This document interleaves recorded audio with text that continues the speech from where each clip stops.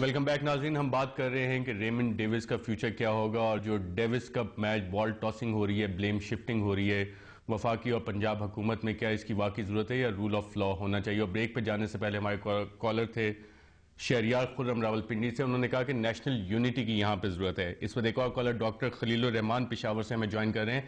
Doctor صاحب, آپ کا کوئی سوال ہے ہمارے معزز پارلیمنٹیرینز کے لیے؟ السلام علیکم ارشد صاحب. جی وعلیکم السلام. ارشد صاحب, میں آپ کے پروگرام کے توسط سے پاکستانیوں کے ساتھ ایک ہسٹورک فیکٹ شیئر کرنا چاہوں گا. جی. اور وہ یہ ہے کہ Pakistan and America are in hand in glove relationship since last 30 years. The hand is out of the glove for the first time. This is the fact and this is the reality.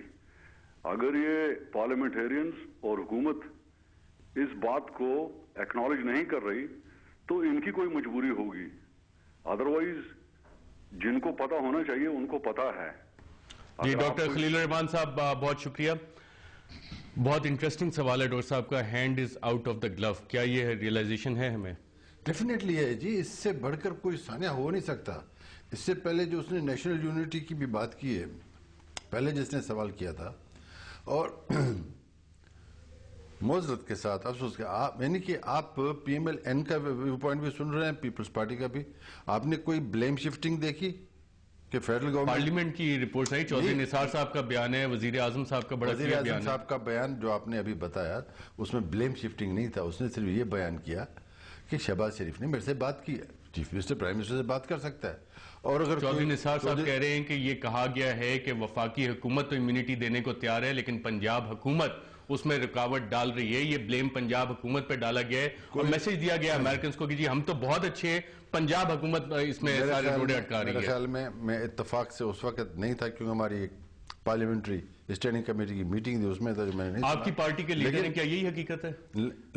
یہ کچھ جو حکومتی عہدیداران ہیں وہ اس طرح کا تاثر دینے کی کوشش کرتے رہے ہیں, یہ ایک حقیقت ہے.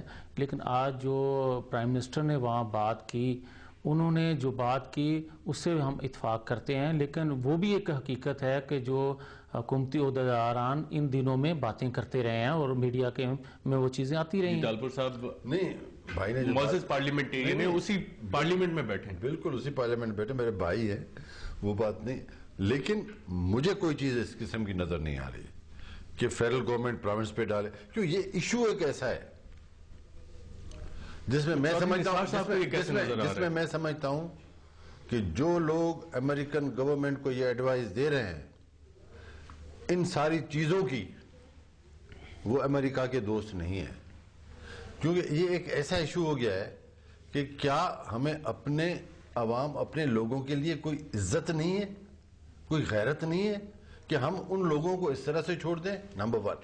نمبر 2, امریکہ میں کوئی چیز ہو تو وہ ٹھیک ہے, پاکستان میں کوئی ثانیہ ہو جائے, میں تو اس حد تک بھی جانے کے لیے تیار ہوں کہ بھئی اگر کوئی ڈپلومیٹ ہے اس کو امیونٹی ہے, بھلے امیونٹی ہو, لیکن he has no right to come here and kill our Pakistani brothers.